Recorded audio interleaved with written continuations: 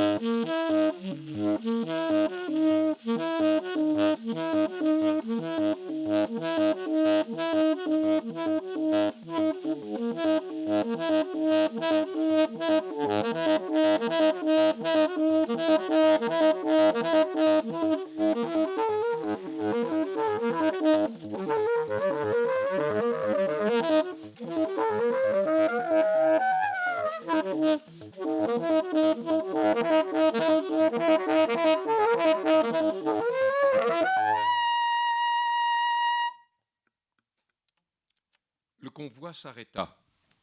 L'harmonica de Yupp cessa de jouer. Pendant quelques instants encore, les notes aigrelettes continuèrent à trottiner dans nos têtes, puis le glapissement d'une voix les bouscula et nous sautâmes sur la piste. La plaine était triste et mouillée, elle sentait la feuille pourrie. Ce jour portait un masque blafard. Quelle heure était-il ? Nous avions roulé bien longtemps, ne regardant nulle part, somnolant à moitié, l'esprit nébuleux. La compagnie prit ses pelles, puisa dans la gadoue du chemin et en maquilla les engins blindés. La boue s'étala sur le métal en éclaboussures flasques. J'eus peur de cette boue. Elle était froide, elle était gluante, elle happait nos bottes, elle collait toutes ses ventouses sur l'acier de nos pelles.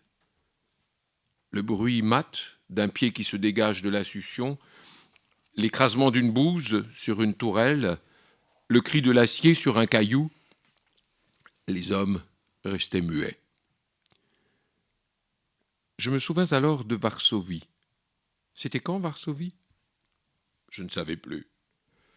La plaine abolit toute chronologie. La plaine et novembre alignent toutes nos étapes comme une rangée de peupliers au bout de l'horizon. Et entre eux et nous, c'est le désert. Pourquoi, me rappelais-je Varsovie ?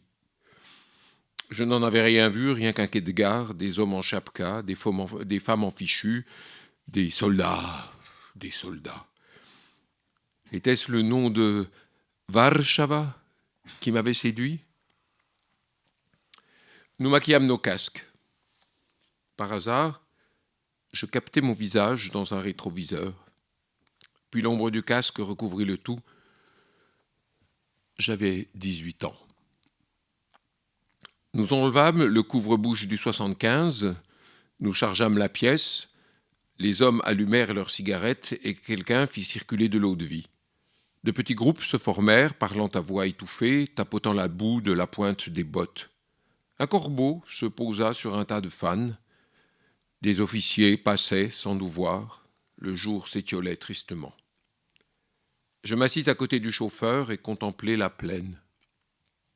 Je ne vis que de la terre noirâtre, galeuse, mollasse. À l'horizon, une patrouille de peupliers, une petite fumée, droite et opiniâtre. Je l'observai pendant 1 heure. Elle ne grossit ni ne tomba. Elle semblait être là, depuis toujours, veillée par sa patrouille figée. Dans quelques instants, le signal sera donné, nous repartirons vers l'est. La route était longue, de Calais jusqu'ici. Valenciennes dans la suie, Mayence dans la pourpre, Dresde, diaphane dans l'aube, Varsovie. Te souviens-tu, Jean-Paul, de ces visages polonais que nous scrutions, de ces mots français que nous lancions comme une supplication à tout hasard dans la foule? Personne ne les recueillit. Une femme nous tira la langue. Kalitz, l'adjudant, eut un rire cruel qui fit danser sa verrue, et le train quitta Varsovie. Nous avons 18 ans, frère, et nous sommes damnés. Les moteurs tournent. Quel sera le nom qui nous accrochera enfin, qui nous ramènera sur terre, qui déclenchera nos réflexes suspendus depuis des jours dans l'attente et l'inconscience? Quand retrouverons-nous nos gestes d'humains? Rire, chaparder, lutiner, recoudre des boutons, brosser des bottes, écrire des lettres et en attendre? Quel qu'il sera, ce nom en off, en aya, en enko, en kva, il nous appartiendra. Nous y fixerons nos photos, nous y creuserons nos latrines, nous y allumerons nos feux, nous y serons chez nous, dans nos piaules de torchis, dans nos appartements enterrés. J'ai hâte de rentrer chez moi. Le convoi se remet en route. Demain, à cette heure-ci peut-être. T'as les foi, fiston? Moi aussi. C'était le début du roman. Les Nuits de Fastov, publié en 1968. En novembre 1943, une compagnie de soldats de la Wehrmacht est engagée sur le front russe. Parmi eux, 3 Alsaciens incorporés de force. Ils étaient 130 000 dans l'armée allemande. Le périple de Calais à Fastov correspond à la propre odyssée de l'auteur à travers l'Europe. Mais pourquoi partir de Calais ? Weckmann explique, vous l'avez entendu en ouverture, « Mes pérégrinations militaires me conduisent à Braunschweig, puis à Magdebourg, de là à Stettin, où nous embarquons pour la Norvège. Je passe 1 mois et demi dans un camp militaire au nord d'Oslo. Puis nous réembarquons, direction Danemark. De là, un train nous conduit via la Hollande et la Belgique, dans le Pas-de-Calais. Fin octobre, mon unité, un bataillon anti-char, est transférée via l'Allemagne et la Pologne en Ukraine, à une 50aine de kilomètres à l'ouest de Kiev, près de la ville de Fastov. » Fin de citation. Ils ont 18 ans, pas de visage, ils fument et l'eau-de-vie circule contre le froid et la peur. Les officiers passent, le corbeau croasse. Un joueur d'harmonica et un chauffeur mettent un peu d'humanité dans ce convoi, avec ce canon que l'on remorque, pour lequel on s'arrête, que l'on charge, que l'on maquille avant de repartir. D'ouest en est, globalement. 2 villes françaises, Calais et Valenciennes. 2 villes allemandes, Mayence et Dresde. Puis le grand saut vers Varsovie. On prononce local, Warszawa. L'Est commence là, en Pologne. Ensuite, la mémoire ne retient plus que la fin des noms de gares en Nov, Aya et Enko. Les mots français ne reçoivent pas de réponse depuis que les visages disparaissent sous les chapkas et les fichus. La plaine est immense d'humidité et de boue, noirâtre. Pas de toit, mais des ouvrages militaires. Je cite, « appartements enterrés, piaules de torchis avec latrines et feux de camp. » Un harmonica donne l'impression de communiquer un peu. Mais la guerre, c'est la fin des interdits. C'est cette langue que tire la femme, défi dangereux auquel répond le rire cruel de l'adjudant. D'autant plus que l'on pénètre dans la forêt. Qui sommes-nous, au fait? Petits jeunes gens que la propagande qualifie de frères retrouvés. Niais que la rumeur publique traite de faux frères obtus. Nous, Alsaciens, Lorrains, Luxembourgeois, Malmédiens, Silésiens, Banatais, Cachoubes, Carniolins, ramassis de sang mêlé que la mer germanique, en se retirant au fil des siècles, avait abandonné sur ses bordures romanes et slaves, et que la marée hitlérienne vient de récupérer. On en a fait des soldats par nécessité, des gladiateurs dédiés à Moloch.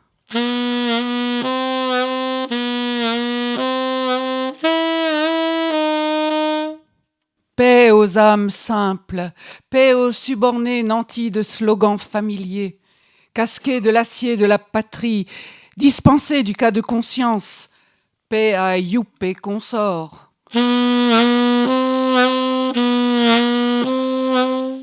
Paix à ceux qui partirent joyeusement à la guerre.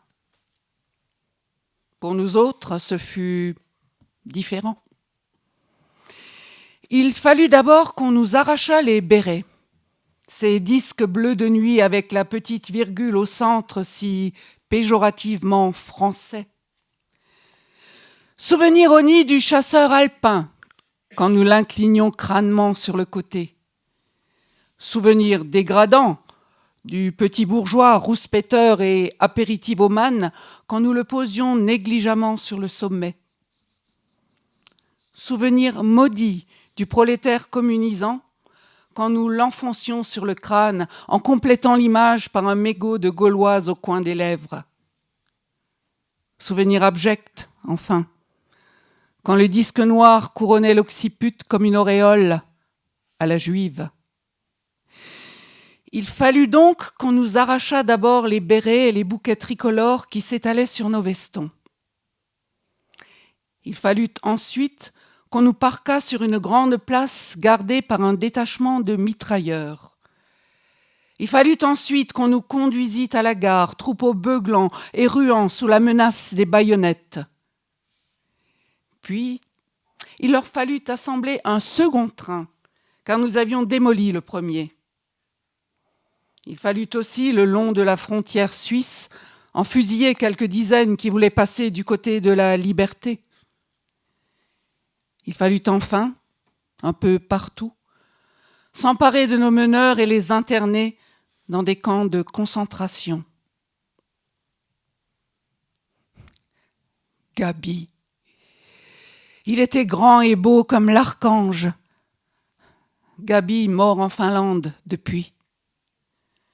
Je te revois, Gabi, ta souplesse musclée, athlète au profil grec, une étincelle noire dans tes yeux et ces mèches ciel de nuit que la colère sourde ramenait sur ton front.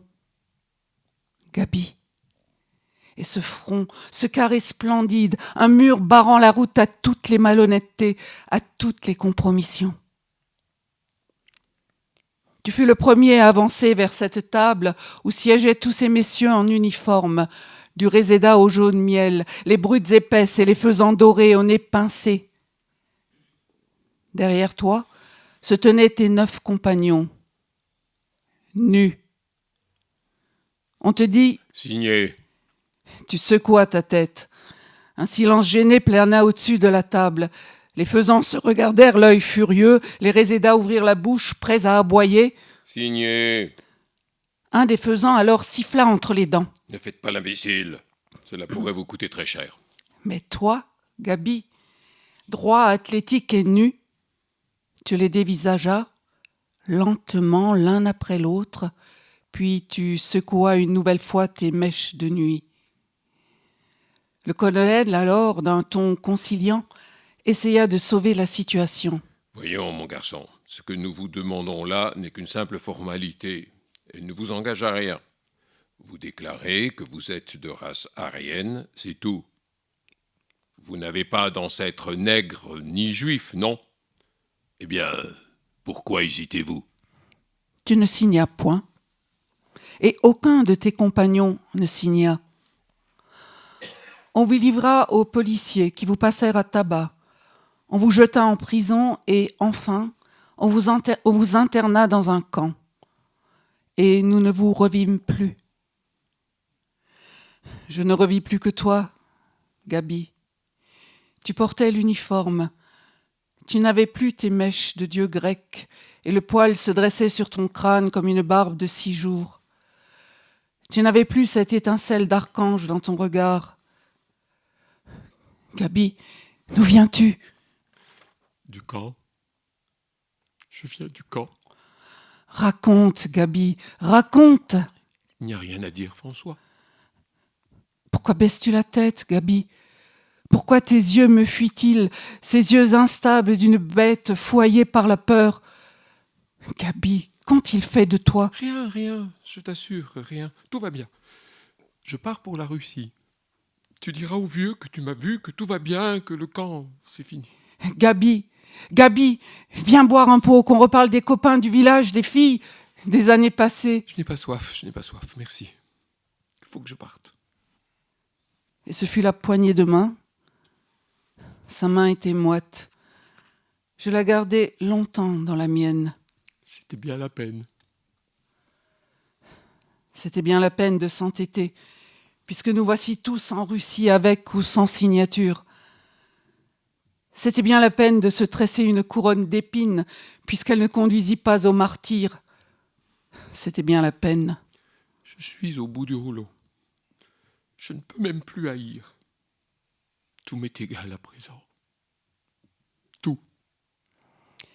Gabi a été tuée en Finlande. Comme les Alsaciens, la Wehrmacht enrôle les autres frères retrouvés, comme elle les nomme. Les nazis considéraient en effet que tout ce qui était de culture allemande devait appartenir au Troisième Reich, parce qu'à un peuple unique devait correspondre une langue unique et un État unique. Le lecteur découvre ainsi toute une palette de minorités allemandes dans l'Europe occupée. La Silésie n'est pas une inconnue grâce au tisserand silésien de Heinrich Heine. Pour le Banat, nous pouvons lire Dépression, Niederungen de la roumaine d'expression allemande Hertha Müller. Les Kachoubes sont une minorité slave, ballottée au fil du temps entre Allemagne et Pologne. Günter Grass, un autre prix Nobel, les évoque dans son œuvre majeure Le Tambour, filmé par Volker Schlöndorff. Nous connaissons moins la minorité germanique belge de Malmedy, moins encore les habitants du duché de Carniol, aujourd'hui slovène. Carniol se disait Kraïn, comme Ukraine.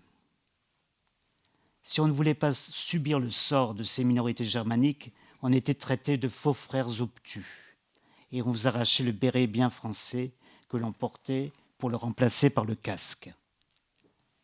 Notons encore qu'un faisan, sous le régime nazi, était le surnom donné à celui qui arborait l'insigne doré du parti.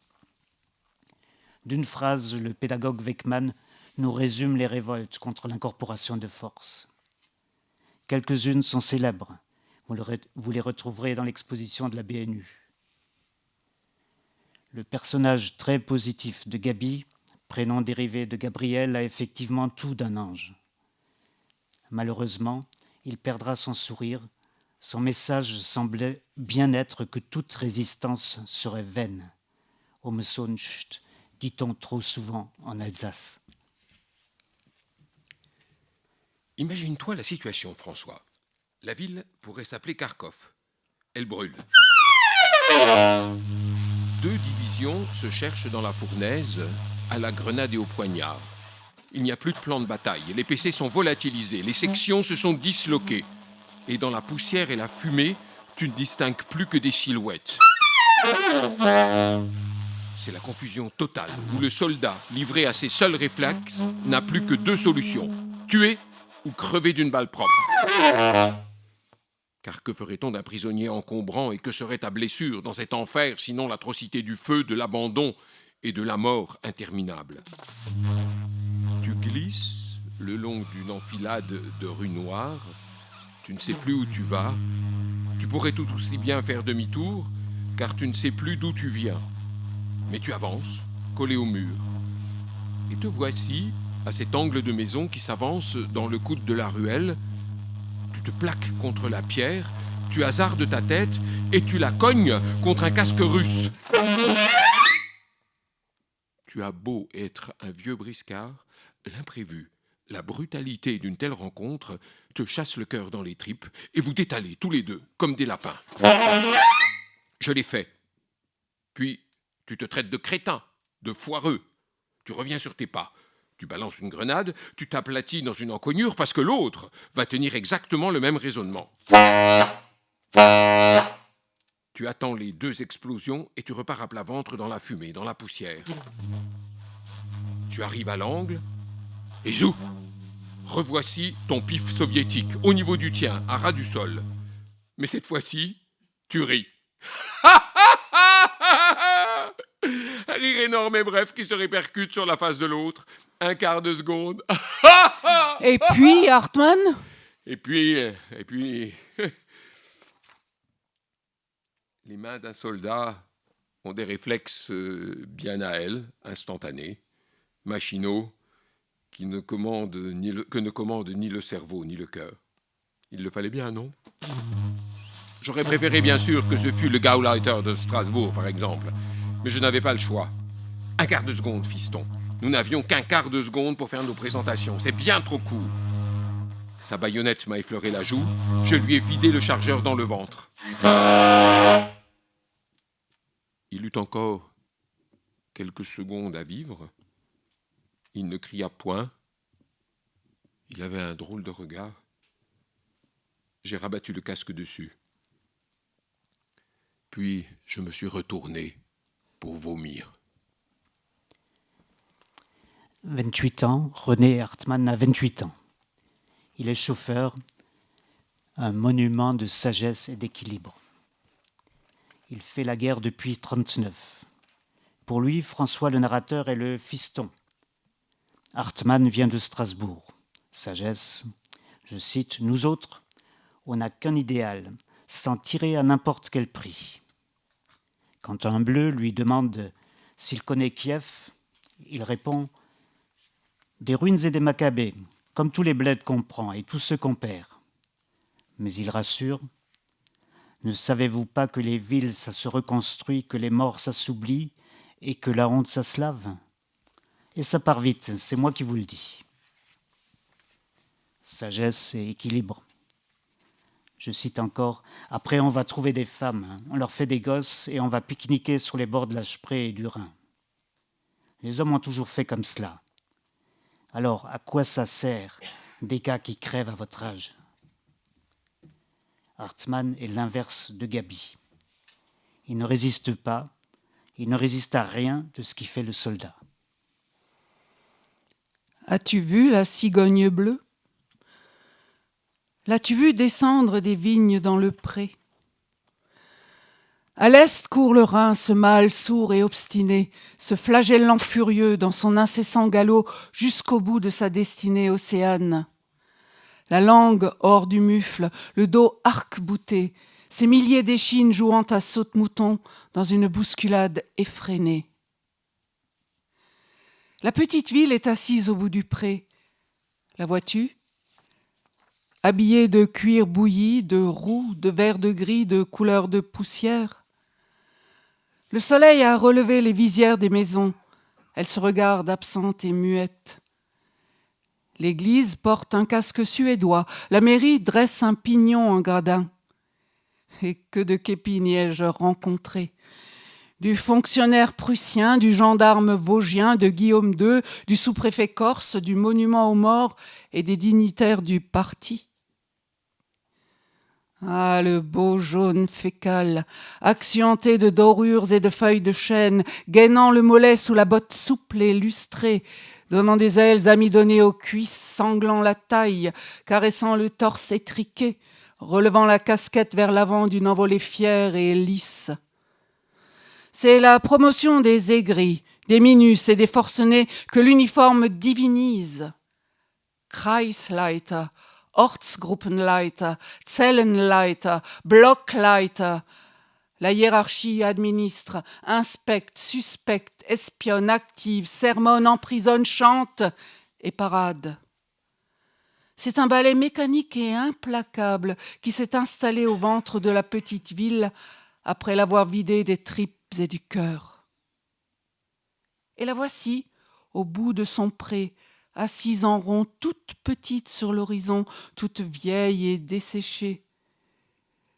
Du haut de son clocher, on voit courir le Rhin. As-tu vu la cigogne bleue? Elle n'est d'Azur, ni de Prusse, ni de France. Elle vient d'un carême violâtre, dur comme des imprécations de Judée. Elle est couleur de colchique, triste et seule au crépuscule. Que vient-elle faire dans ce pré gras, dans cette volupté salivante des plaines de l'île ? Dans le ciel passent les bourdons, le vol lourd et le ventre plein. D'ici 1 heure, 10 000 wurtembergeois auront rejoint leurs ancêtres. Buvons à leur départ, que diantre ! C'est la guerre, non ? Hartmann, as-tu vu Bramberg ? Bramberg la fouine, nez filé, tête plate, tête triangulaire, plutôt un aspic, non ? J'ai sauté du lit comme il filait vers la porte et d'un coup de talon les clouai au sol. Crache ton venin, Bramberg, crache ou je te tue.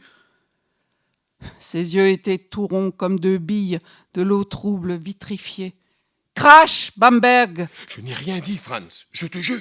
Tu allais le faire, Bramberg. Tu allais dénoncer le père Thérouanne. Je n'ai rien contre le père Thérouanne, je te jure, Franz. Je levai le pied. Je revis la tête triangulaire à la fenêtre, plus plate que jamais, avec ses petits yeux méchants. Il faut tuer Bramberg.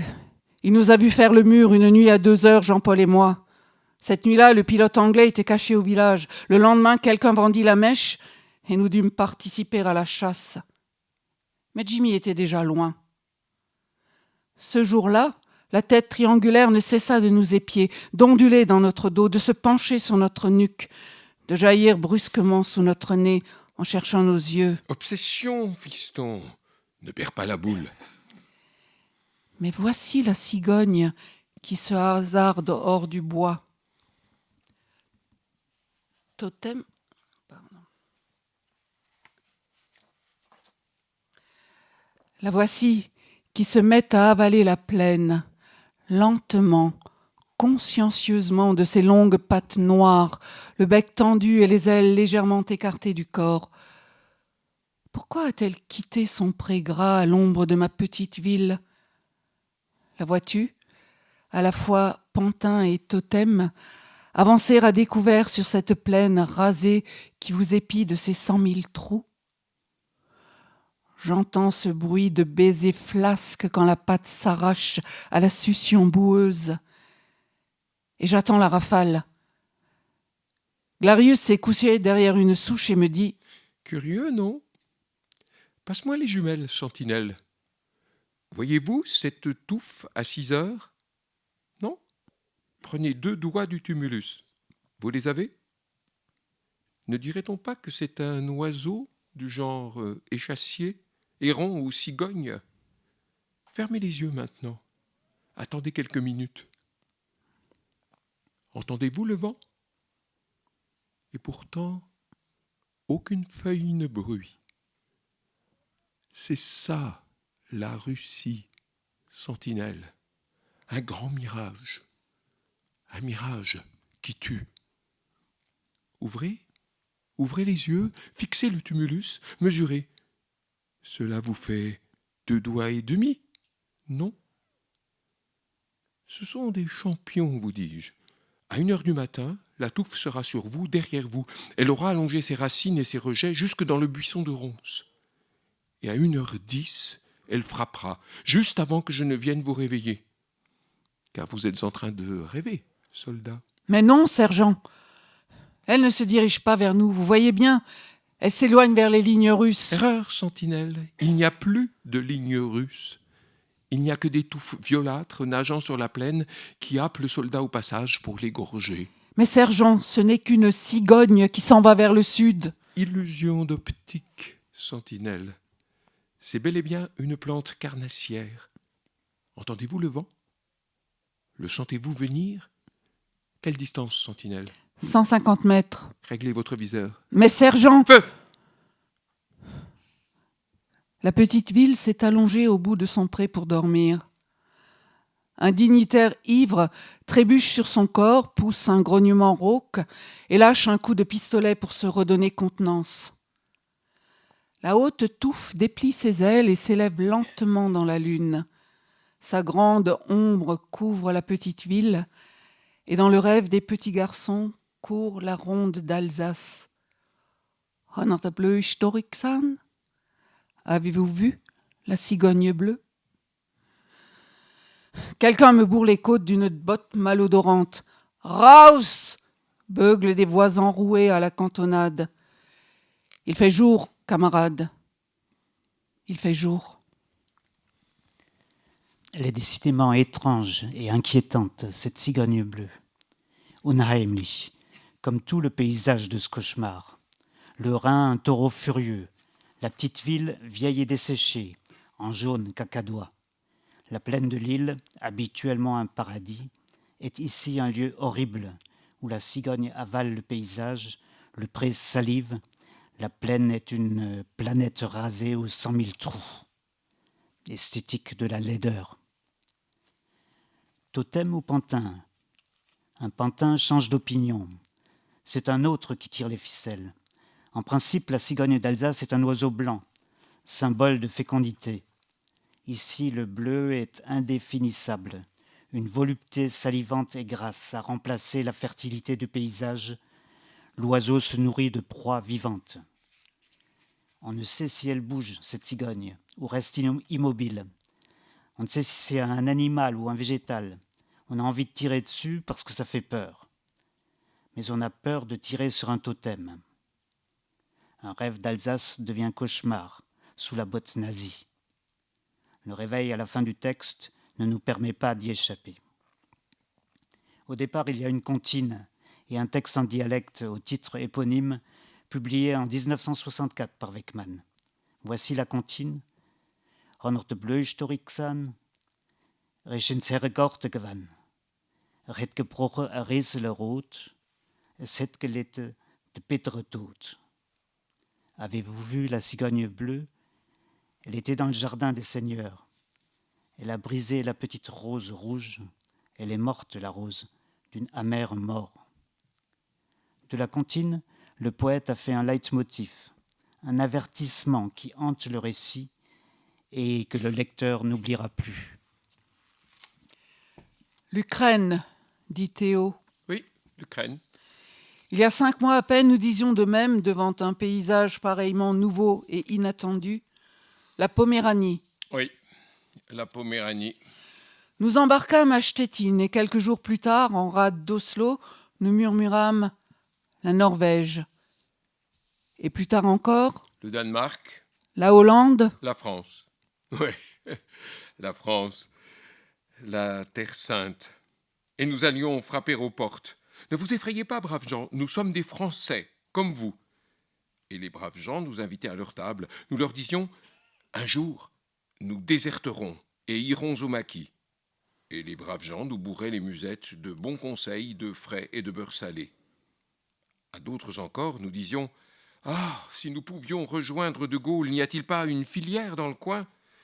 Et ceux-là, prudents, nous répondaient, Tout le malheur ne vient-il pas des Angliches et des cocos? Et les Allemands, après tout, ont toujours été corrects avec moi. puis ils passaient dans la grange et nous tendaient quand même un rouleau de tabac séché. Oui, la France, la Terre Sainte. L'Ukraine, répéta Théo. Théo, son visage brun, ses joues poupines, ses narines douces, son regard d'assise. Mon père y a été en 14. Il nous en parlait souvent. Le mien ne l'a plus faite, celle de 14, mais le grand-père a connu Verdun. Il a vu le Kronprinz. On est de toutes les guerres, nous autres. On les fait sous tous les uniformes.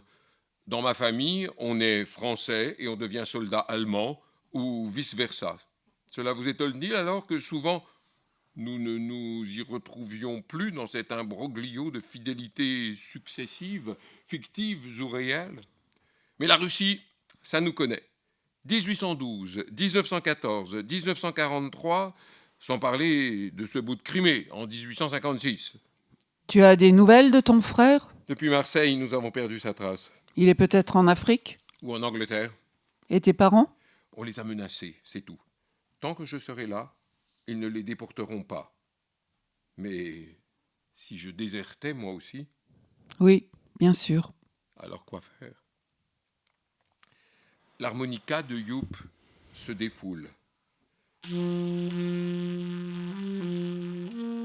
La sensiblerie des landes et géraniums lunebourgeois suinte de toutes les pores, inonde les esprits inoccupés, monte en bulles suaves et embarque les âmes naïves sur de molles rêveries.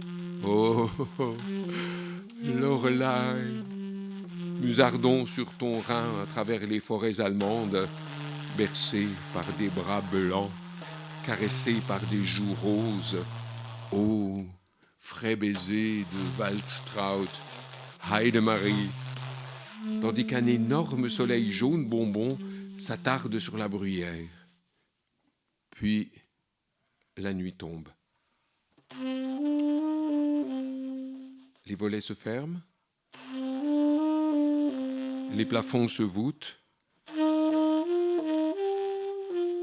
le susurrement prend des intonations viennoises. Une cithare sautille de l'aigrelet frais à la ronde chaude. Des moustaches tziganes effleurent des violons maillards. Le Danube glisse dans la pusta. Nu est la steppe. Et au-delà de la steppe, c'est encore la steppe. Et les jours longs, les jours slaves, les jours tristes, l'infini, l'éternité russe. Puis l'harmonica se tait. Steinhaus revient avec le petit déjeuner, de l'eau tiède, du pain noir, du sucre en poudre. Dans quel coin sommes-nous au juste? Près de Fastov, C'est où ça, Fastov? en Ukraine. Bien sûr. Et le front? Pareil qu'on ne sait pas. Il y a là un trou dans la guerre, un trou immense. Avec un peu de chance, tu peux aller à bicyclette de la Pologne au Dniepr, te faufilant entre les îlots flottants hérissés de chars endormis qui nagent dans ce vide, sans rencontrer âme qui vive. Nous sommes ancrés à flanc de coteau, seuls, absolument seuls sur cette planète. Nous sommes un peu déboussolés en entendant ce texte entre Ukraine et France. Il faut se rappeler qu'après juin 40, l'armée allemande contourna la ligne Maginot et occupa tout le nord de la France et la côte atlantique. Notons ces Français sous occupation allemande reprochant aux Anglais et aux communistes de résister, évoquant l'attitude correcte des militaires allemands. Point de vue alsacien sur l'Ukraine ensuite, mais qui ici ne sabre pas que français, pour reprendre la formule de Napoléon. Les dates 1812-1856 renvoient à l'histoire commune entre France et Russie. Mais 1914 et 1943, ce sont les deux guerres mondiales sous l'uniforme allemand. Avec 1943, nous comprenons que certains Alsaciens avaient tenté de rejoindre la zone sud, non occupée, ou l'Afrique du Nord, ou encore le général de Gaulle à Londres. Qu'une résistance alsacienne a existé aussi, trop rarement exposée. L'évocation de cette difficile alternative de la résistance est couverte par le son de l'harmonica et toutes les molles rêveries, tant prisées par la sensiblerie alsacienne. 2 tranches de pain noir, une poignée de sucre, une espèce de liquide saumâtre, une âcre cigarette polonaise. Bon appétit, les gars. Avez-vous des nouvelles de la roulante? Toujours pas. Et comment croit-on qu'on va tenir le coup sans goulash? Demain, on fera une descente dans le patelin. Dites donc, sergent, pourquoi le pays est-il vide devant nous? Dites donc, sergent, pourquoi est-il vide derrière nous? Moi, je vous dis que nos ailes ont pris les Russes en tenaille, et nous, on ne suit pas assez vite. Toi, t'as fait l'école militaire, tu t'y connais en stratégie, y a pas à dire. Il me reste 5 pipes, fini. J'en donnerai plus. Baiser des femelles russes? Et pourquoi pas? Tu parles, ça doit grouiller de vermine. Une fois que j'en aurai plein la liquette, qu'est-ce que ça peut bien me foutre? Faut qu'on se purge, non, de temps à autre. Krause, Mon sergent? c'est votre tour. Bien, mon sergent. Prendrez au moins au même endroit que la nuit dernière. Bien, mon sergent. 2 tranches de pain noir, une poignée de sucre. J'ai envie de la refumer. Helmut. Donne de ces parallélépipèdes rectangles aux blancs de rue, aux stries incarnats, agaçant les dents et les ventres infamés de voluptés grasses et fermes. manne des Alsaciens en guerre, que 100 000 paysans vont porter régulièrement à la poste du village, nouée dans un mètre de ficelle et couverte d'une grosse écriture tendre. J'ai envie de la refumer.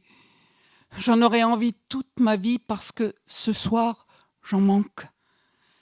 Et j'en vendrai mon droit d'aînesse, ma marraine de guerre, un lambeau de patrie. La patrie, la patrie. Pah, on en a soupé et on finit par se demander si vraiment ça existe. Tu n'as rien compris, Helmut. La patrie, eh ben, c'est de l'amour, quoi. Ah, je m'y attendais. Vous avez toujours besoin d'une mamelle, vous autres, soit pour y téter, soit pour la peloter. Tu te trompes, Helmut. Notre amour dépasse la chair. Notre amour est une religion dont le français serait la langue liturgique. Ainsi soit-il. Dieu est au-dessus des nuages. La patrie est au-delà d'une longue ligne bleue, un paradis situé à mi-chemin entre le rêve et la réalité. Ne ris pas, Helmut. La Madelon, pour nous, n'est pas une fille à soldat. Descendante en ligne droite de Jeanne, nous lui avons redonné une virginité. Et jamais, jamais nous n'oserions lui pincer la fesse. C'est bien dommage, au fond. Car il n'y a pas de fesse à la fois plus délicate et plus ferme. Bien sûr que nous sommes de race alémanique et de tant d'autres races encore, car nos aïeuls ont couché de gré ou de force sous toutes les tentes d'envahisseurs et de libérateurs de tout poil. Mais n'oublie pas que tandis que Kalitz et consorts croupissaient encore dans leur marais sorabe en s'exprimant par onomatopée, nous étions déjà occupés à traduire en langue tioise le poème de Tristan et Iseux. Explique-lui donc, Théo. Il n'y a rien à expliquer, François. Nous avons fini par être français, c'est tout. C'est tout, Helmut. Bon, ben faites votre prière tricolore et allez vous coucher. Amen. Un murmure, des claquements de talons, des rapports brefs et mécaniques, une voix de vieux prof stimulant ses élèves avant le bac. Des murmures zigzagant au hasard des engins et des tentes. « Attention, c'est le vieux. Garde à vous !» Repos, soldats. Alors, ça va? Tout laisse à prévoir une nuit calme, profitez-en. Nous tâcherons de nous approvisionner demain. Bonne nuit, soldats. Vous venez d'entendre une discussion sur l'idée de patrie en Allemagne et en France avec des associations d'idées typiques du régiment. La banalité du mal, si je puis dire. Notons que Tristan et Iseux, traduit en tivois, c'est-à-dire en francique lorrain, c'est la traduction en allemand d'un poème d'amour impossible. Lamentation sur une défaite, dirait Michel Deutsch. Mais le roman de Weckmann écrit pour faire comprendre l'Alsace aux Français de 1968 n'est-il pas lui-même une impossibilité? Qu'importe, il fallait oser. Les hommes n'y tenaient plus. Cette section de paysans qui occupait la première ligne, le lait devait les brûler, les pauvres bêtes, et elles devaient avoir faim et soif. Moi, j'ai des vaches chez moi. Ça me rendait malade de les entendre souffrir. Et pour les copains, c'était pareil.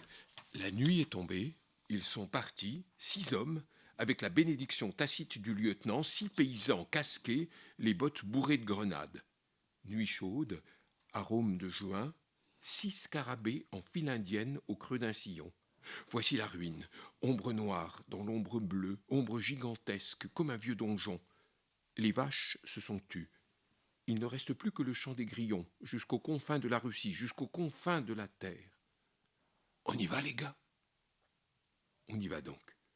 On tâte le terrain autour de la ferme, rien. On se glisse dans l'étable et on fait le boulot. De l'eau, tirée d'une auge pleine encore de l'ondée du matin, du foin dans leur atelier, et puis la traite. La traite, rythme à 2 temps sur le vaste champ des grillons. On en oublia tout le reste. Et quand les bidons furent pleins... C'est là qu'ils vous tombèrent dessus. 6 hommes, eux aussi. On était là, tout bête, sous la lune.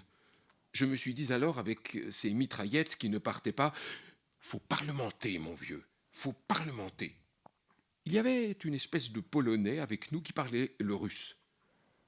On s'est entendu. Aujourd'hui, nous, camarades, demain, ce sera votre tour. Donner à boire, fourrager et traire. Ponemai? Poney. Encore des blagues. Elle est bien bonne celle-là. Écrasez, vous autres. Continue, Hartmann. Des blagues? Nous sommes là, groupés autour de Hartmann, comme s'il était un porteur d'évangile. Nous te croyons, Hartmann. Nous voulons croire tout ce qui est généreux, tout ce qui est beau. Et toi, tu as vu la grâce descendre parmi les hommes. Cela n'a duré que 3 jours.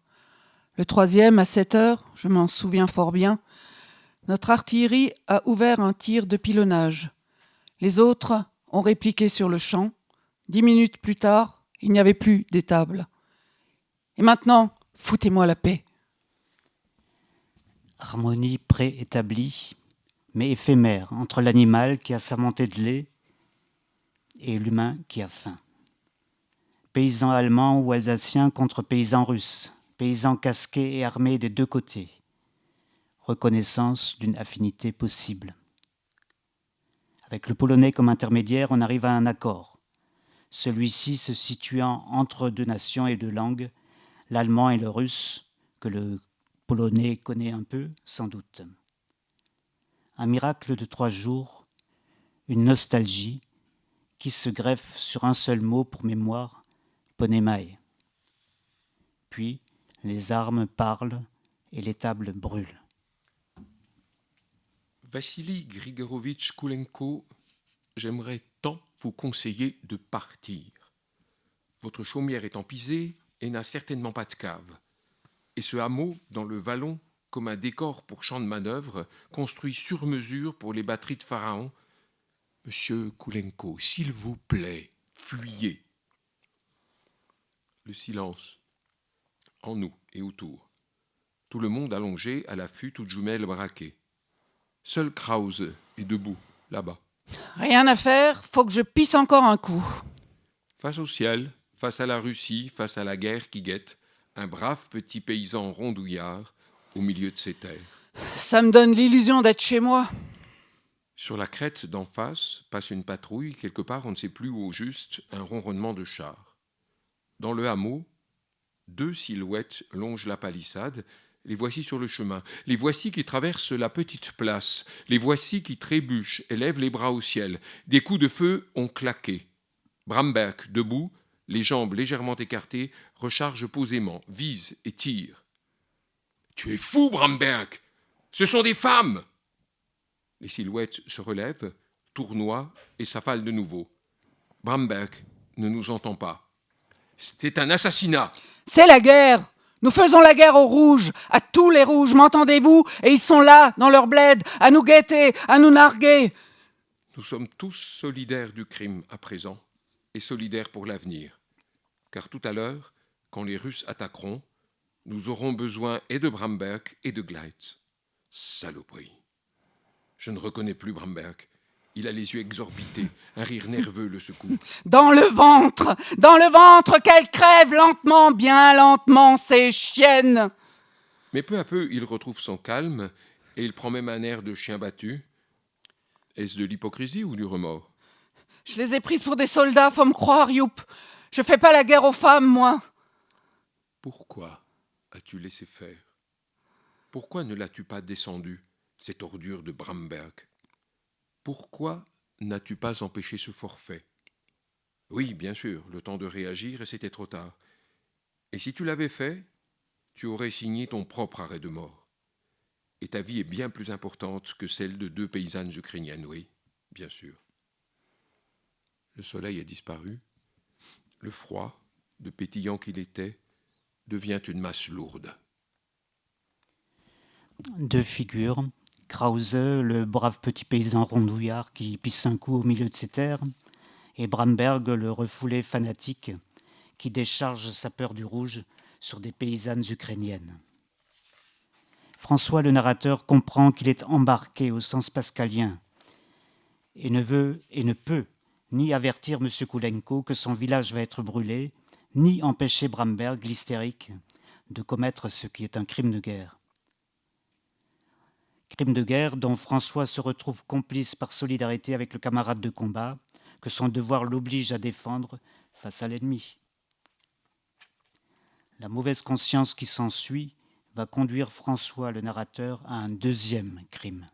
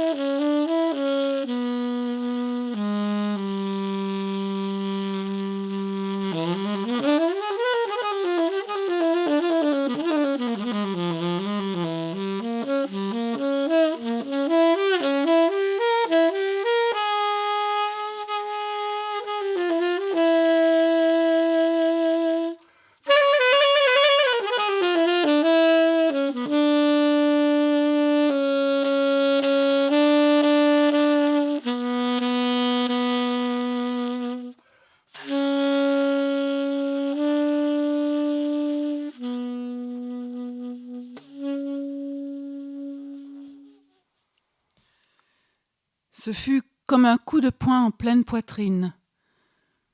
Je me retrouvai à genoux, cherchant à comprendre ce qui venait d'arriver. Un grand coup de poing sur la poitrine, ce n'était donc que ça. À peine si l'on éprouve quelque difficulté à respirer. Sous l'aisselle, une déchirure mince, une couture qui a craqué, et pas une goutte de sang. Ce n'est donc que cela. Helmut prit la pelle et creusa ma tombe. Helmut accroupi, Helmut si petit, comme si tout le corps avait voulu rentrer dans le casque.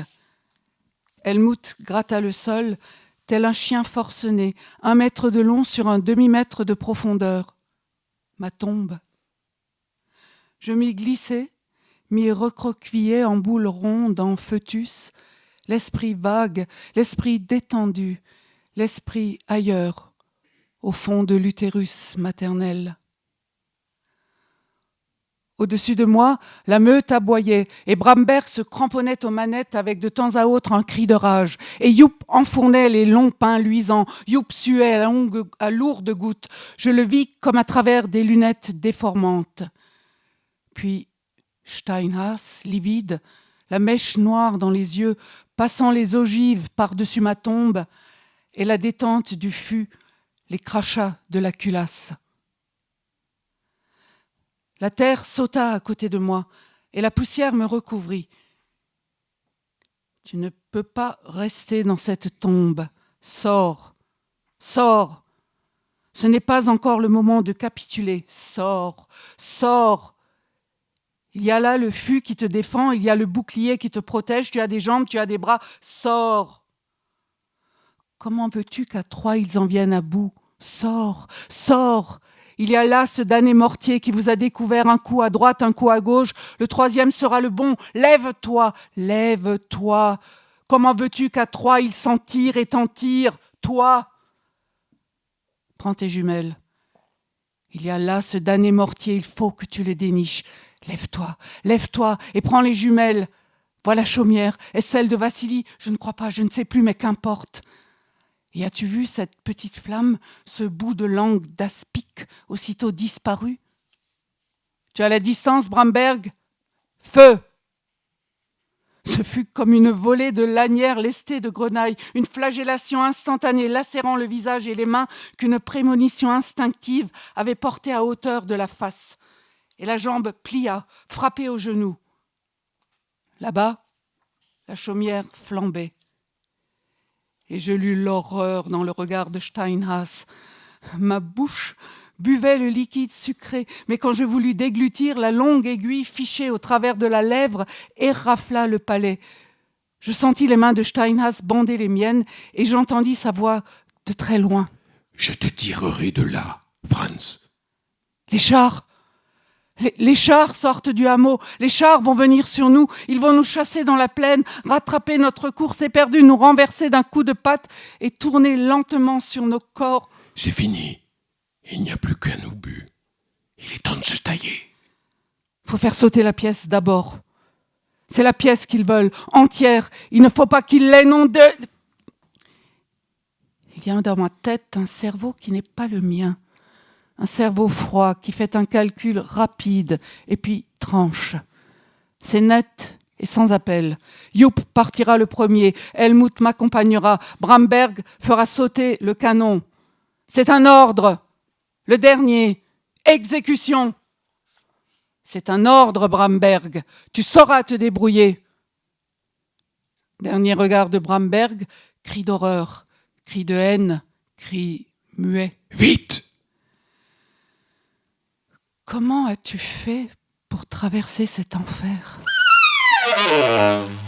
Les obus te pistaient, t'encerclaient, te relâchaient, te retrouvaient. Et la course, toujours reprise, 5 mètres à gauche, la chute vers la droite, le démarrage en biais, 5 mètres à droite, la chute vers la gauche, la poitrine en feu, la bouche pleine de terre et le genou qui lâche à chaque enjambée. Le fossé est profond. C'est ici que tu mourras, François. 18 années s'en sont allées. 18 longues années. un tissu d'images, une trame de soleil et de douceur, la vie d'un autre que toi, d'un autre qui fut en toi, jadis, François. La tienne n'a commencé qu'à midi. Tu es né aujourd'hui, 8 novembre, à midi. Tu as fumé une cigarette, tu as mis le feu à la maison d'un dénommé Koulenko. Tu as été flagellé à 2 reprises. Tu as condamné un certain Bramberg à la peine capitale. Dada, davai, davai, les Russes à 50 mètres, la nappe de feu au-dessus de moi. Un frisson me secoue des nerfs, se cabre. Un troisième est entré en moi, maintenant fébrile, excité, qui s'empare des commandes. Les bras s'agrippent aux branches, les coudes hissent le corps sur le rebord de la tranchée, le traînent sous l'arbre géant vers le bois tout proche. De la blessure, l'ensevelissement symbolique et le refus désespéré de mourir, François émerge en chef militaire et justicier. Tel un robot redoutable, il ordonne la retraite des uns et le sacrifice du criminel de guerre Bramberg. Dans les fragments d'un vécu alsacien de 39 à 45, destiné à la famille et aux amis, document déposé à la BNU, Weckmann écrit en français « Je n'oublierai jamais cet ordre que j'ai donné là-bas, cette condamnation à mort. Proklatnaya Wojna, disent les Russes, Scheißkrieg verdammter, disent les Allemands. Quelle saleté que la guerre! Qu'est-ce qu'elle a fait de nous ?» Une question le hantera jusqu'à sa dernière œuvre. Au nom de qui juge-t-on quand on est pris entre plusieurs légitimités? Un chrétien peut-il être juge? Je me souviens de René Hartmann. René me ramassa sur le chemin. Espère, François, on nous a promis de nous sortir de là. Je me souviens de Steinhaas, qui vint avec un brancard. La contre-offensive doit être lancée ce soir encore. Un régiment de chars Tigre est parti de Kasatine. Ils feront sauter le verrou. Et je me souviens encore du verre de cognac que me versa le toubib. Puis je me suis endormi. Où es-tu, mon fils? Le chien a perdu ta piste. Je suis là, père. Je me suis allongé entre 4 tournesols qui supportent mon ciel. Monsieur Koulenko joue de la balalaïka et le murmure de la plaine court en léger vibrato le long de l'enclos. La plaine, père, la plaine, la vois-tu? La plaine noire et verte, c'est cela, l'Ukraine. Je me suis fiancé à elle, père. La terre sur ma bouche et mon sang sur la terre, nous nous sommes tenus dans les bras, ma fiancée et moi. Les filles, par ici, ont le regard vert des étangs. Les filles ont la peau blanche des bouleaux et les cheveux dorés du tournesol. Les patrouilles de peupliers se croisent et la terre palpite, la terre noire et verte, ma plaine. Et la fièvre bourdonne en moi comme un grand chant d'Ukraine. Bientôt tombera la neige. Où es-tu, mon fils? Je t'ai cherché sur toutes les cartes et je ne t'ai pas trouvé. J'ai dû retirer toute une ligne de petits drapeaux de la Baltique à la mer Noire et je crains que tu ne sois resté au-delà, dans le pays abandonné. Oui, père, je suis là. Je reviens de Fastov, où nous avons enterré un garçon qui se nommait Bramberg. Il venait d'avoir 17 ans. Nous avons tiré une salve d'adieu et chanté « J'avais un camarade ». Puis Théo a prêché, ce fut un sermon émouvant. Je me souviens d'une phrase très belle. « Il n'y a pas de plus grand amour que de donner sa vie pour ses frères ». Avez-vous toujours ces autres dans le pays? Et quel temps fait-il chez vous? Ici, nous attendons la neige. Veille bien sur ma mère. Ne la laisse pas aller au puits du village. et dis à ma sœur que je lui fais cadeau de ma collection de timbres russes. Et j'espère que vous viendrez tous les trois me voir un de ces jours. Monsieur Koulenko a planté 4 tournesols sur ma tombe. Je les aime tant. Et je me souviens de mon réveil. Je suis seule sous ma tente et à travers l'ouverture, je vois les nôtres qui se replient d'arbre en arbre, la mitraillette à la hanche. Ils m'ont oublié. Ils m'ont abandonné, les salauds. J'arrache le piquet, la toile tombe et me recouvre. Je laisserai passer la vague d'assaut, puis on viendra ramasser les blessés et je vivrai. Mais le sol vibre. Le sol transmet le grincement des chenilles, le grondement des moteurs. Les chars arrivent. Le char va passer sur ton corps et tourner lentement. Un petit braquage à droite, un petit braquage à gauche. Et la carcasse craque et la chair s'étale. Je me débarrasse de mon linceul. Me voici à l'air libre, absolument seul sous les rafales qui déchiquettent les arbres à hauteur d'homme. Ma jambe ne me porte plus. Je prends un fusil pour béquille et je crie.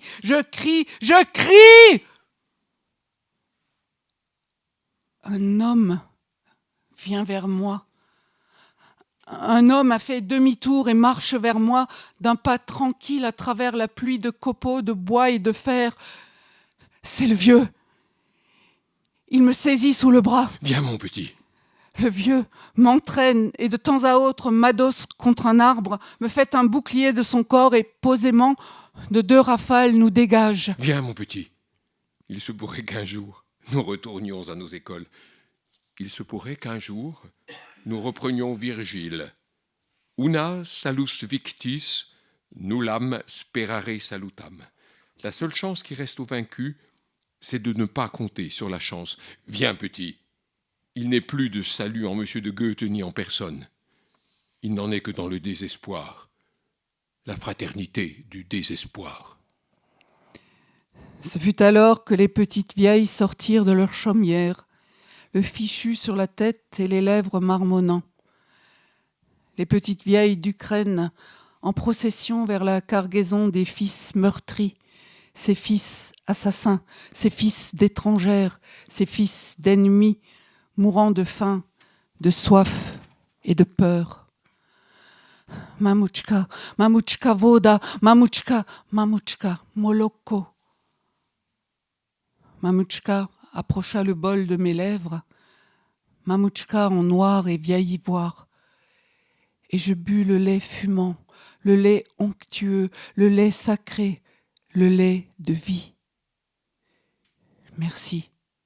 Merci, ô petite mère ridée, sainte mère d'Ukraine, Notre-Dame au pied des croix. Merci pour la pitié. Merci pour le pardon. Lorsque les petites vieilles furent parties, lorsque la meute fut à portée de tir, le canot trouva le gué et nous nous engageâmes dans le fleuve. Si l'univers est hostile, la nature l'entoure, tel l'enclos d'un cimetière, avec les peupliers et les bouleaux, l'or des tournesols, le vert et le noir de la plaine. C'est vers la terre d'Ukraine que tend le soldat, avec qui il se fiance au son de la balalaïka. Par une manière de prière, François essaie de se raccrocher à des figures paternelles aussi. Hartmann, qu'il avait appelé fiston, essaye de lui insuffler l'espoir.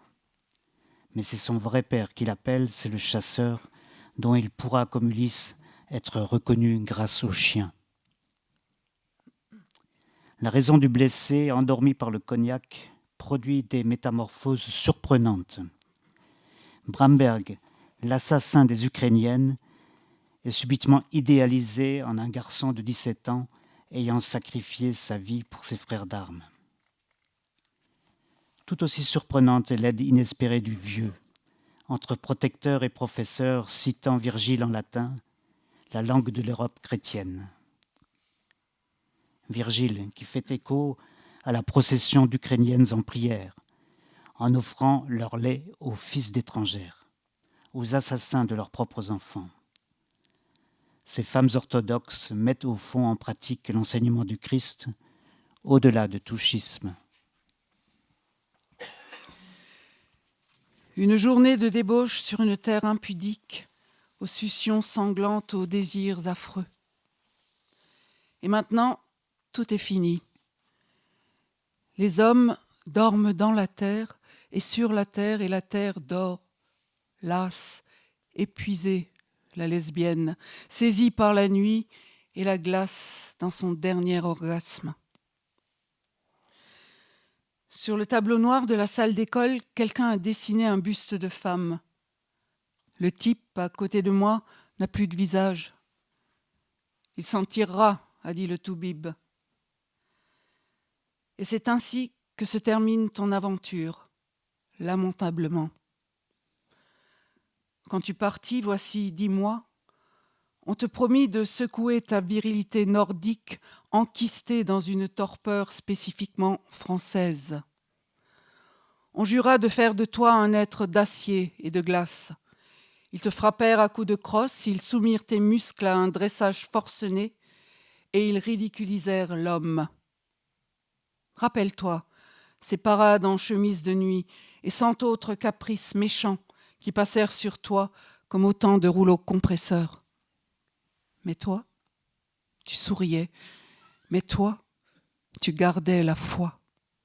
Tu étais sûr que tu resterais toi-même malgré tout, toujours, car tu n'étais pas des leurs, et tu avais déjà rêvé ta légende. Puis ils te promirent des soifs ardentes, des breuvages mystérieux, l'ivresse des conquérants, des croix, des étoiles, une mythologie appropriée et la grandiose épopée des races nobles. Mais toi, tu souriais toujours. Tu étais sûr que cela se passerait tout autrement, car tu avais déjà rêvé ta légende.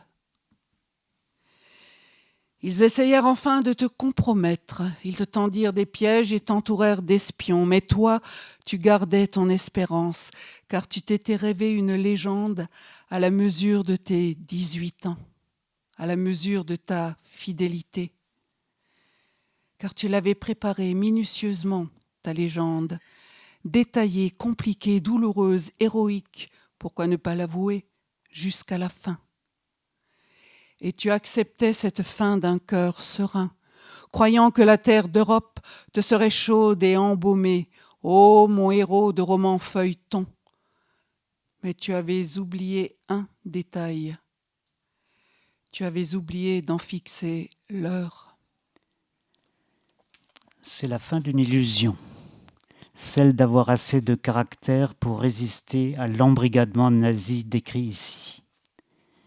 Des images fortes d'un conditionnement total de tous les sens, mêlant attachement à la mer et à la terre, sexualité malsaine, humiliation complète et idéologie de la race supérieure. Le narrateur s'en veut de s'être cru capable de garder ses distances par rapport à tout cela, de résister à toutes les tentations et de répondre par un sourire angélique. Force est de constater que c'est un échec. Comme pour Gaby tout à l'heure. Pourquoi la résistance fut-elle impossible ? Une phrase résume le tout. Tu avais oublié d'en fixer l'heure.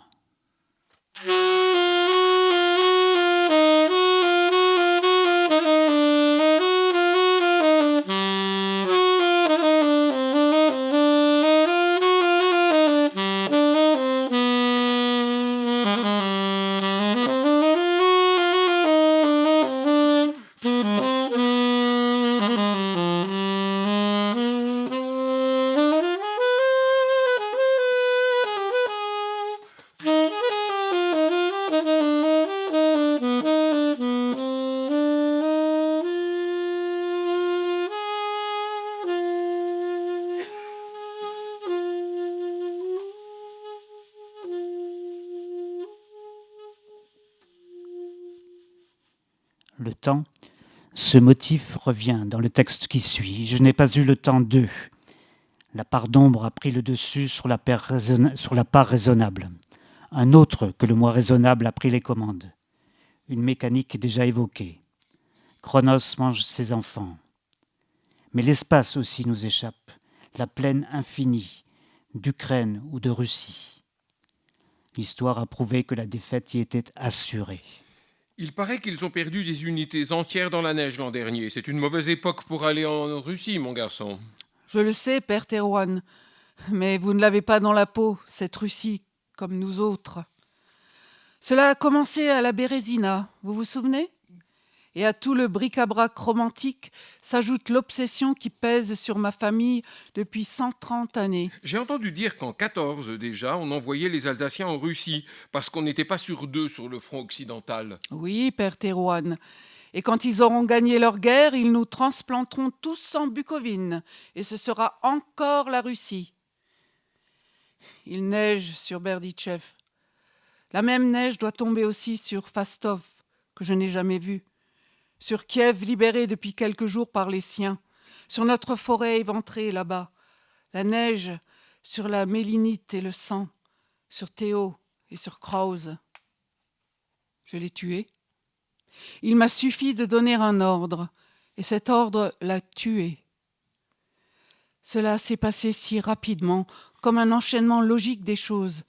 Mais qui donc commande ici a crié quelqu'un, moi, ai-je répondu, et en une phrase, tout fut dit. Ce fut une de ces phrases qui semblent vous venir d'ailleurs, de cette ombre par exemple qui chemine toujours avec vous et que vous ne finissez jamais de découvrir. La neige est si pure qui tombe de ce ciel. Bramberg, Egon Bramberg, 17 ans, élevé par le parti, François. Pas eu le temps d'eux, faut le comprendre, François. Je n'ai pas eu le temps d'eux, Théo. C'est fait maintenant. Qu'il repose en paix, sous la neige blanche, sous la neige pure. Quant à moi, j'emporterai le souvenir, Théo. J'emporterai le remords. Le Russe a balayé la neige qui me couvrait. Ils empoignent mon brancard, pénètrent dans l'hôpital et me portent au dernier étage. La salle est vaste comme un théâtre. Si l'Ukraine avec la Pologne penche quelquefois à l'ouest, depuis Napoléon, on sait que le manque de mesure, l'hubris, est puni en Russie, par la neige, par la défaite, par la retraite. De même que la neige ne peut cacher le sang ni dispenser du remords, les beaux draps blancs de l'hôpital de campagne, du texte suivant, ne peuvent pas couvrir tout à fait ce qui se passe à l'extérieur. De prime abord, le slow et les baisers d'Angelica, la belle infirmière, nous donneront l'impression d'être dans un Heimatfilm un peu kitsch d'après-guerre. Mais une question des détails empêche de dormir. Des coups de feu, des cris de bêtes, l'odeur de poudre. Cela nous replongera dans le plus sombre du siècle, sur la route du camp de Majdanek, à 2 kilomètres de Lublin. Qui a dit qu'on ne savait rien ? Il est même question des camps en Alsace, dès 1940. Mais ce texte aussi se conclura par la vanité de la révolte. À peine évoqué, ce sujet ne sera pas traité davantage. Un solo pour 2 pianos et batterie. Nos corps glissent, joue contre joue. Angelica, Angelica. 2 ballets rythmés frottent la cymbale et la tessiture des 2 pianos ondulent, caressantes, aux syncopes légères, aux baisers furtifs. Angelica, Angelica. Cela fait 1 semaine que je t'attends chaque matin à l'heure des tartines. Cela fait 1 semaine déjà que tu t'attardes auprès de mon lit, dans ce recoin de la vaste salle, à me chuchoter des secrets. Depuis 4 nuits, la RAF pilonne Berlin, Franzuski. Mange maintenant. Merci, Angelica. Mais cela fait des jours que je ne mange plus, et je m'en sens si bien, si léger.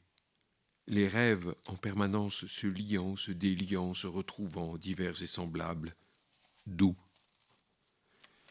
S'il n'y avait cette âcre odeur de poudre qui me donne la nausée, quand on allume une cigarette dans la salle, s'il n'y avait ces coups de feu la nuit, s'il n'y avait eu l'autre soir, ces camions chargés de cris de bêtes qui passaient devant l'hôpital. Ce sont des juifs. On les emmène au camp de Majdanek au sud de la ville.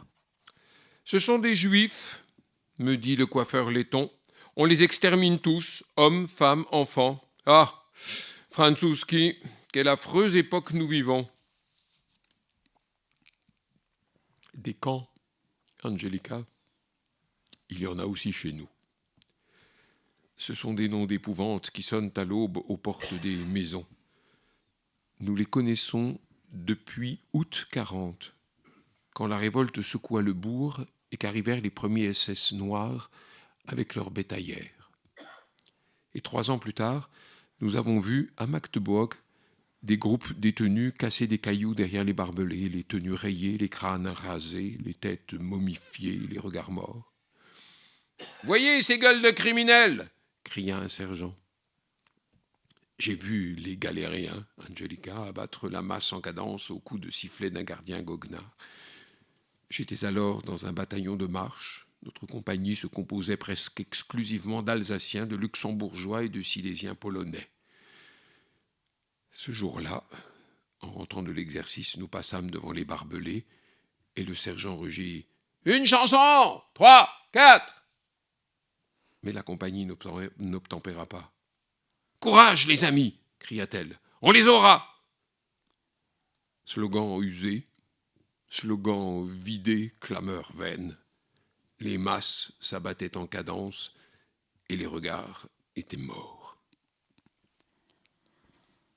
Car le véritable sujet pour Weckmann, c'est la magie de Fastov, le désir d'Ukraine. Étonnant pour nous autres qui n'en savions presque rien il y a quelques mois encore. Voici soudain tous ces noms de l'Est, villes ou villages, fleuves ou rivières, des noms propres aussi, de camarades de régiment, le tout couvert de neige et sur un air d'harmonica. Ce tropisme slave est au cœur de l'œuvre d'André Weckmann, qui regrettait, je le cite, de n'avoir pu voir ni Jitomir ni Kiev. Je porte ces noms en moi depuis. Ils ressurgissent régulièrement dans mes écrits, surtout ces dernières années, dans Wie weit ist's noch bis Prag et Tamier, par exemple. Weckmann publie son roman à une époque où il fallait rompre le silence, raconter une odyssée, un enfer parfois, permettre que s'articule et soit écoutée une parole refoulée. Ici, un vécu sous l'uniforme allemand et dans la langue du Troisième Reich, imposés tous deux et restitués en français, parce que la relation primitive de ce vécu était en français, et pour que ces fragments d'histoire soient accessibles à la génération suivante, celle de 68 et au-delà. Ce roman pose plusieurs questions. D'abord sur la possibilité d'un récit collectif des incorporés de force. La première édition du roman est précédée d'un prologue de l'éditeur qui lui donne cette fonction. Or, le deuxième éditeur, BF, d'Armand Peter, semble en douter, qui en 2004 supprime le prologue et laisse ainsi l'interprétation beaucoup plus libre. Question subsidiaire, le premier éditeur est Alsacia, maison dirigée par un autonomiste éminent qui est arrivé à s'arranger avec l'occupant. Nous ne savons pas comment l'auteur appréciait cet état de choses. Deuxième question. L'auteur met en scène des incorporés de force alsaciens, parmi des soldats allemands, sans distinguer clairement les nationalités, à part ceux qu'on peut déduire des prénoms et des visions du monde lorsqu'elles s'expriment. L'absence de marqueurs linguistiques est étrange pour ses camarades de régiment, qui dans le roman échangent en français. Le personnage de Bramberg résume la complexité de la situation. Il est malfaisant, mais le narrateur se reproche tout de même de l'avoir envoyé à la mort. Le lecteur a du mal à comprendre les valeurs morales, à situer le bien et le mal. Je cite l'auteur, « Vivre avec des Allemands, une nouvelle expérience. Je n'éprouvais aucune haine à l'encontre des Allemands. Je les savais prisonniers d'une logique soit patriotique, soit idéologique. Et souvent je me demandais, et je me pose la question aujourd'hui encore, quelles eussent été mes réactions si j'avais été un des leurs. Troisième question, la langue. Les Nuits de Fastov sont un roman français qui se fonde sur des notes écrites en français, parce que c'était la langue interdite par les nazis. Mais nous savons par ailleurs qu'il existe un poème en alsacien qui a le titre Ukraine, écrit à peu près au même moment que ces notes. Et plusieurs textes alsaciens en prose, publiés dans les années 60, qui s'inspirent de cette même expérience ukrainienne. Comme le français, l'alsacien avait un côté subversif pendant la Deuxième Guerre mondiale. L'auteur a ainsi joué entre l'alsacien et le français pour raconter ce moment ukrainien. Ce n'est que plus tard que l'allemand a pu en rendre compte avec Wie weit ist's noch bis Prag et Tamier. Il a fallu en effet un certain temps à l'auteur pour trouver sa langue allemande à lui. Je le cite, « La langue était partie avec les occupants. Je mettrai quelques années avant de la retrouver et de la chérir à nouveau. » Fin de citation. Ce furent d'abord ces 6 lettres de Berlin, 6 Briefe aus Berlin, en 68 aussi, puis une longue épopée non publiée à l'époque sur mai 68. Mai, Sinn und Unsinn einer Revolution. Le mouvement culturel des années 70 lui permet de raconter ses histoires de l'Alsace en allemand dans Geschichten aus Oranien et Wie die Würfel fallen. Quant à l'usage qu'il fit du français après Fastov, c'est une autre question, avec au centre l'éducation alsacienne désespérée du Fons. Fons ou l'éducation alsacienne, c'est un roman paru à Paris en 1975. Quel est le rôle au fond que joue l'Ukraine ? L'auteur en parle avec Petr-André Bloch, l'éditeur de ses œuvres poétiques complètes. Je le cite, « L'Ukraine, mon nouveau cadre de référence. » Et encore, l'Ukraine, l'anti-matière de la Heimat, l'Ukraine que j'aurais voulu aimer, qui reste dans mon imaginaire comme une terre tragiquement mythique. Fin de citation. Dans un poème, Gospodi Pomiliu, qui signifie Seigneur et pitié, il évoque, je le cite, Die fremde Heimat Ukraine. Pourquoi cette fascination ? Je le cite encore, Fastov, le toponyme qui a marqué ma vie de façon indélébile. C'est à Fastov que s'est produite la grande rupture. Ce fut le 8 novembre 1943, après une tentative de désertion avortée. Fin de citation. C'est là que fut tuée la paysanne ukrainienne, que le soldat Vekman livra le meurtrier, son frère d'armes, aux chars russes. C'est ce filet d'affects indicibles et contradictoires qu'il tente tout au long de son œuvre de transmuter en paroles. L'écriture du Fastov ne semble pourtant pas lui avoir permis de se sentir pardonné.